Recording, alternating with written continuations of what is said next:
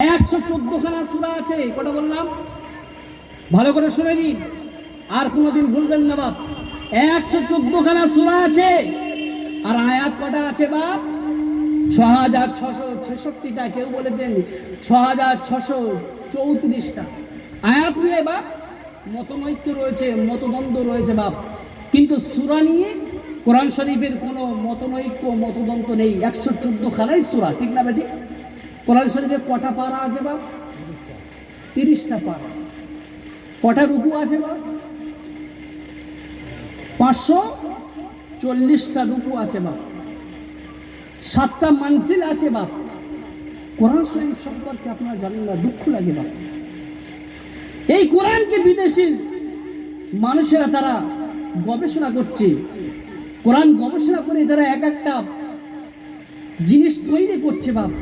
আর দুঃখে লাগে বাপ, মুসলমান ঘরে জন্মগ্রহণ করে এরা কোরআন নিয়ে পড়তে চায় না, কোরআন নিয়ে গবেষণা করতে চায় না। দুঃখ লাগে বাপ, বড় আফসোস। আবার বাবাজিরা ভাইয়েরা, সূরা কাউসার কখন অবতীর্ণ হয়েছিল বাপ শুনে রেখে দিন। বিশ্ব নবী পাককে আল্লাহ রাব্বুল আলামিন কেউ বলেছেন দুটো পুত্র সন্তান দান করা হয়েছিল, কেউ বলেছেন আবার 3টি পুত্র সন্তান দান করা হয়েছিল।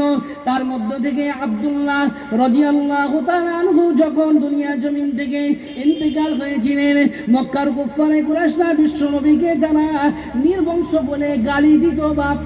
কি বলতো? নির্বংশ।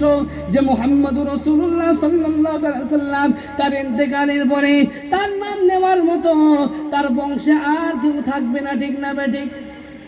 আমাদের দেশে আমরা কি বলি? যার কোনো পুত্র সন্তান হয় না, যার কোনো পুত্র সন্তান থাকে না, ওই ব্যক্তিকে আমরা হাটখুড়ো বলি, নির্বংশ বলি, ঠিক না বেঠিক? এই বলি না?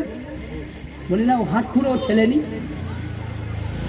বিশ্ব নবী পাকের পুত্র আব্দুল্লাহ যখন দুনিয়া জমিন থেকে ইন্তেকাল করেছিলেন বাবা, সেই সময় মক্কার কুফারে কুরাইশরা বিশ্ব নবীকে তারা নির্বংশ বলে গালিগালাজ দিত।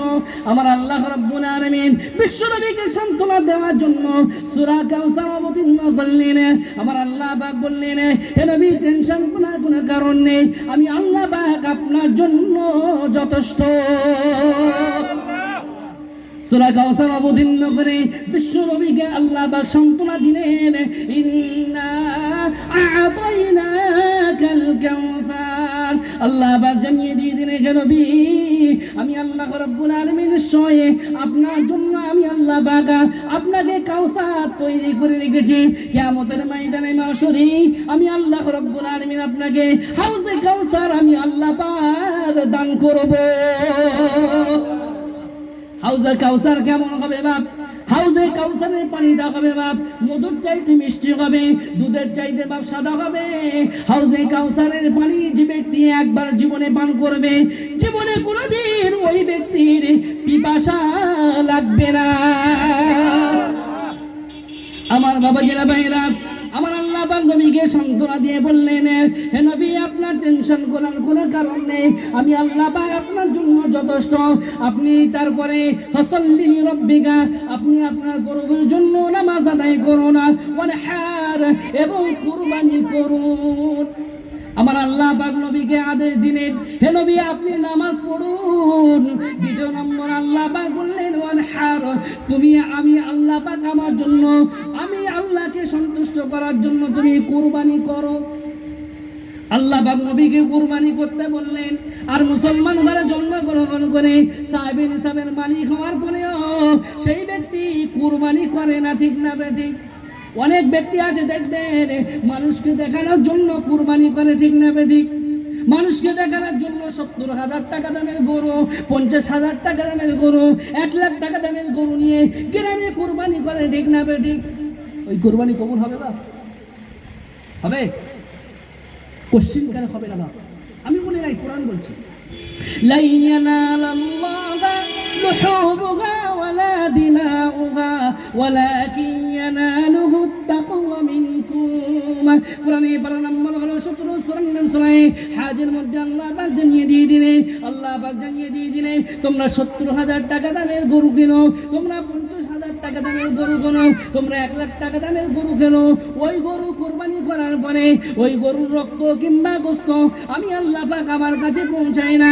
ওয়ালাকিন ইয়ানালুহু তাকওয়া মিনকুম, তোমাদের তাকওয়াটা, তোমাদের খোদাভীতিটা আমি আল্লাহ পাক আমার কাছে পৌঁছায়। আমি আল্লাহ পাক তোমাদের কাছ থেকে গোস্তর আশা করি না, আমি আল্লাহ পাক তোমাদের কাছ থেকে রক্তের আশা করি না, আমি আল্লাহ পাক তোমাদের অন্তরের তাকওয়াটা দেখতে চাই। আমি আল্লাহ পাক আমাকে সন্তুষ্ট করার জন্য তোমরা কুরবানি করো নাকি মানুষকে দেখানোর জন্য কুরবানি করো, সেটাই আমি আল্লাহ পাক দেখার জন্য তোমাদেরকে কুরবানির বিধান দিয়েছি, ঠিক না বেঠিক? কিয়ামতের ময়দানে মাশরে বাপ তিন প্রকার মানুষের বিচার হবে। প্রথম নম্বর হলো বাপ এক প্রকার আলেমের বিচার হবে কিয়ামতের দিন। সর্বপ্রথম যে আলেমটা দুনিয়া জমিনে ইলম অর্জন করেছিল মানুষকে দেখানোর জন্য, মানুষ তাকে আলেম বলে ডাকবে বলে, মানুষ তাকে হাফেজ বলে ডাকবে বলে, মানুষ তাকে মুফতি সাহেব বলে ডাকবে বলে, মানুষ তাকে কারি সাহেব বলে ডাকবে বলে, মানুষ তাকে বড় আলেম বলে জানবে বলে, দুনিয়া জমিনে যে আলেমটা ইলম অর্জন করেছিল, দুনিয়া জমিনে যে আলেমটা শিক্ষা অর্জন করেছিল, ওই ব্যক্তির কিয়ামতের দিন সর্বপ্রথম বিচার করা হবে। আমার আল্লাহ পাক ওই ব্যক্তিকে বলবে, হে আলেম বান্দা, তুমি দুনিয়া জমিনে কেন তুমি ইলম অর্জন করেছিলে, জ্ঞান অর্জন করেছিলে? ওই সময় আল্লাহর বান্দা বলবে, আল্লাহ আপনাকে সন্তুষ্ট করার জন্য আমি দুনিয়া জমিনে ইলম অর্জন করেছিলাম। আল্লাহ পাক বললেন, কাযযাবতা, তুমি মিথ্যাবাদী, তুমি মানুষকে দেখানোর জন্য, মানুষ তোমাকে আলেম বলবে বলে, মানুষ তোমাকে জ্ঞানী ব্যক্তি বলবে বলে তুমি দুনিয়া জমিনে ইলম অর্জন করেছিলে। আমি আল্লাহ পাক তোমার অন্তরের খবর জানি। আজকে তোমার জন্য আমি আল্লাহ পাক জাহান্নাম রেডি করে রেখেছি, ওই জাহান্নামে তোমাকে কোন নিক্ষেপ করা হবে, ঠিক না বেঠিক? দ্বিতীয় নম্বর ব্যক্তির বিচার, দুই নম্বর ব্যক্তির বিচার কিয়ামতের দিন সর্বপ্রথম করা হবে। দুই নম্বর ব্যক্তি হলো বাপ একজন বিচারকের বিচার কিয়ামতের দিন সর্বপ্রথম করা হবে, ঠিক না বেঠিক? গ্রামের অনেক বিচারক দেখবেন বাপ টাকার বিনিময়ে অন্যায় বিচার করে, ন্যায় বিচার করে না, ঠিক না বেঠিক? খোদা বলছে হোক কবরে, মার কারে বলে কয় প্রকার কি কি, উদাহরণ সহ প্রত্যেকটা আমি আল্লাহ পাক বুঝিয়ে দেবো, একবার মরে দেখ, ঠিক না বেঠিক? আমার আল্লাহ পাক ওই বিচারককে ডেকে বলবেন, এই বিচারক, দুনিয়া জমিনে তুমি বিচার করেছিলে, অন্যায়কে তুমি ন্যায় বলে বিচার করে দিয়েছিলে, ন্যায়কে তুমি অন্যায় করেছিলে, আজকে তোমার বিচার আমি আল্লাহ পাক করব। ওই বিচারক আল্লাহকে বলবে, আল্লাহ না না না, আমি দুনিয়া জমিনে এমনটা করিনি, আল্লাহ পাক আপনাকে সন্তুষ্ট করার জন্য আমি আল্লাহ পাক আমি দুনিয়া জমিনে বিচার করেছিলাম। ওই সময় আল্লাহ পাক বললেন, বান্দা কাযযাবতা, তুমি বড় মিথ্যাবাদী, তোমার জন্য আমি আল্লাহ পাক জাহান্নাম রেডি করে রেখেছি, তোমাকে কোন জাহান্নামে নিক্ষেপ করা হবে। তিন নম্বর ব্যক্তির বিচার কিয়ামতের দিন সর্বপ্রথম করা হবে। একজন পয়সা আলার বিচার কিয়ামতের দিন প্রথম করা হবে। কার বিচার? পয়সাওয়ালা ব্যক্তির বিচার কিয়ামতের দিন প্রথম করা হবে। বাপ একজন পয়সাওয়ালার বিচার কিয়ামতের দিন সর্বপ্রথম করা হবে।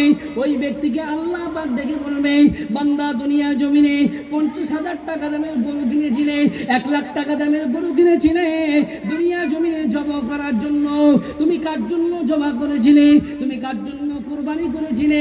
ওই সময় ওই বান্দা বলবে, আল্লাহ তোমাকে সন্তুষ্ট করার জন্য, তোমাকে খুশি করার জন্য আল্লাহ আমি কুরবানি করেছিলাম। আল্লাহ পাক ওই সময় বলবেন, কাযযাবতা, তুমি বড় মিথ্যাবাদী, দুনিয়া জমিনে লোক তোমাকে দানবীর বলবে বলে, দুনিয়া জমিনে লোক তোমাকে ভালো দানি বলবে বলে তুমি দুনিয়া জমিনে কুরবানি করেছিলে, দুনিয়ার মানুষকে দেখানোর জন্য কুরবানি করেছিলে। আমি আল্লাহ পাক জানিয়ে দিয়ে দিলাম, তোমার কুরবানি আমি আল্লাহ পাক আমার দরবারে কবুল হয়নি। আমি আল্লাহ রাব্বুল আলামিন দুনিয়ার মানুষকে দেখানোর জন্য তুমি কুরবানি করেছিলে, তোমার কুরবানি আমি আল্লাহ পাক কবুল করিনি। তোমার জন্য আমি আল্লাহ পাক জাহান্নাম নিক্ষেপ করব, তোমার জন্য আমি আল্লাহ পাক জাহান্নাম তৈরি করে রেখেছি, ঠিক না বেঠিক? তাহলে তিন প্রকার মানুষের বিচার কিয়ামতের দিন প্রথম হবে। এক নম্বর হলো আলেম শ্রেণীর এক প্রকার মানুষের বিচার হবে। দুই নম্বর হলো একজন বিচারকের বিচার কিয়ামতের দিন প্রথম হবে। তিন নম্বর হলো একজন পয়সাওয়ালা ব্যক্তির বিচার কিয়ামতের দিন প্রথম হবে না। আমার বাবাজিরা ভাইরা, তাই আমার আল্লাহ পাক জানিয়ে দিয়ে দিলেন, ফাসাল্লি লিরাব্বিকা ওয়ানহার, এ নবী আপনি নামাজ পড়ুন, তারপরে আপনি কুরবানি করুন। আমাদের দেশে কি নয়, আগে কুরবানি করবে তারপরে নামাজ পড়বে। জীবনে কোনোদিন নামাজ আদায় করে না, এমনকি জুম্মার দিনও মসজিদে গিয়ে নামাজ আদায় করে না। বছরে 2 বার নামাজ আদায় করে। 1 নম্বর হলো ঈদুল ফিতরের দিনে, 2 নম্বর হলো ঈদুল আযহার দিনে। ঠিক না বেঠিক? আবার সকাল সকাল না যেতে পেরে ইমামের পিছনে নামাজ পড়তে পারে না, 1.5 রাকাত ফেল হয়ে যায়। ঠিক না বেঠিক? অনেক ব্যক্তি নেই 7টায় করেন জামাত আর 8টায় করেন, সারা জীবন দেখবেন এক প্রকার মানুষ তারা লেট করেই থাকে। ঠিক না বেঠিক? ও রাত 12টায় করলেও ওদের লেট হবে। ঠিক না বেঠিক? এক প্রকার মানুষ আছে বা আমার বাবাজিরা ভাইরা, আমরা মনে করি নামাজ না পড়লে আমাদের কোনো ব্যাপার নেই, কিন্তু কুরবানি না দিলে আমাদের বড় লজ্জা লাগে। ঠিক না বেঠিক? অনেকে দেখবেন নামাজ পড়ে না,